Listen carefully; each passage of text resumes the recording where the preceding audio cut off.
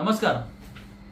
79A म्हणजे नक्की काय आणि 79A मध्ये आपण कशा प्रकारची प्रोसेस फॉलो करतो. ह्या 79Aचं जे डेफिनेशन आहे ते मुख्यतः लोक ज्यावेळी रिडेव्हलपमेंट करतात त्या गोष्टींना खूप अनुसरून ह्या महत्त्वाच्या काही गोष्टी असतात.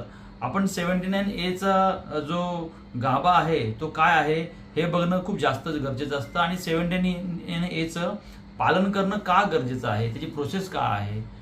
जर रिडेव्हलपमेंटच्या माध्यमातून ह्या जर 79Aची जर तुम्हाला काही गोष्टी माहिती करून घ्यायच्या असतील तर त्या कशा करून घेऊ शकतो, काय करायला लागतं, त्याचा अहवाल कसा करू शकतो, त्या अहवालानुसार संस्थेची जी संख्या आहे ती किती असली पाहिजे, लागणारा पुनर्विकासाला खर्च किती असतो, स्क्वेअर फीट तुम्हाला किती मिळतं, तुम्हाला ॲमिनिटीज किती मिळतात, बिल्डर त्याची किती योग्य रीतीने तुम्हाला विकासक जो असतो तो काही देऊ शकतो.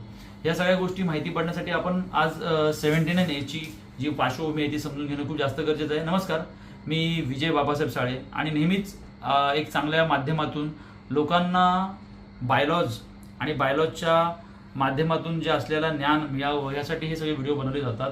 तर आपल्याला हा चॅनल आवडत असेल तर आपण नक्कीच याला लाईक आणि सबस्क्राईब करा.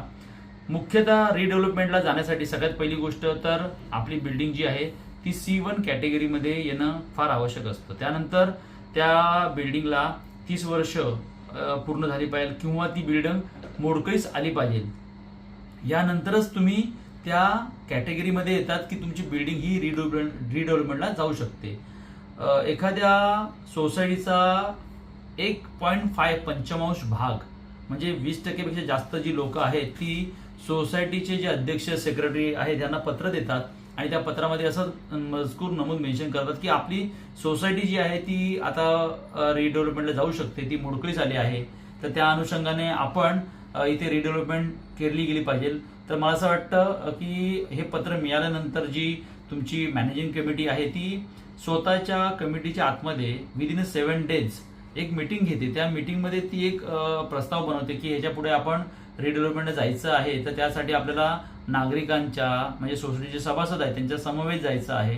तर ते कसं प्रकारे गेलं पाहिजे, त्या मीटिंगचा अजेंडा काय असला पाहिजे, त्या अजेंडामध्ये आपण काय काय केलं गेलं पाहिजे. तर त्या अजेंडामध्ये मुख्यतः जी गोष्ट असते ती असते एक नोटीस काढणं सर्व सभासदांना आणि ती क्लिअर नोटीस म्हणजे संपूर्ण 24 तास असा एक दिवस गिनला जातो आणि ती 14 दिवसांची एक नोटीस ही सर्व सभासदांना दिली जाते. आणि त्या मीटिंगमध्ये आपण एक PMCची नेमणूक करतो की बाबा आपल्याला पीएमसी म्हणजे नक्की काय असतं.